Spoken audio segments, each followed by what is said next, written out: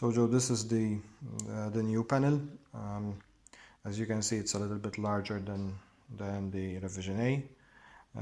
It's basically 40 centimeters, 400 millimeters by 500 millimeters, so roughly a little bit more than a feet. That would be 1 feet. This is 1 feet and 4 inches by nearly 24 inches, because it's around 20 inches in height. It's a little bit larger, but this is mostly off-the-shelf stuff, so it's a little bit, I mean, in terms of quality, etc., it's much better, and it gives us a little bit leeway in terms of the options we can use inside.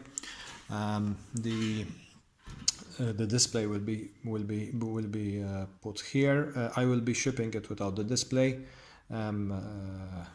installed. Reason is because the packaging for this box is basically exactly tight fit to the box, and if someone had to press here during shipping, the display would be damaged. So I will ship it inside, and then once you receive it, just take off the double-sided tape and stick it here.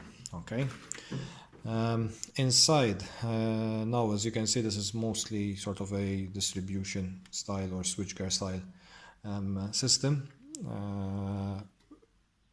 Here is the input and output. One important point is that the box comes with a sort of a flanged input here. The metal is probably somewhere around 1 millimeter, which is very easy to punch. And also the good thing is that you can actually pre-punch it outside the box and then stick the flange here. So that would give you some better options. We have the inputs now. They're all screw inputs. These accept up to 2.5 millimeters squared. I have to check the gauge on that, because here in Europe we calculate everything by millimeter squared, but it takes quite large wires if you require. It actually takes 2 1 millimeter wires easily once you're screwing in. We have the power supply here. This is a main switch for the system, fuse, and then these are all your inputs. Right now I've put numbers because this is something I can buy off the shelf, but eventually, if you want, we could make labels with words, so that would improve sort of the installation. But anyway, I've also installed these separators here, so it makes it easier to look at things. And essentially what we have is the digital outputs here, motor control, temperature sensors, pressure sensors, and digital inputs on this side. Okay, we have transformer here. These are all power buses.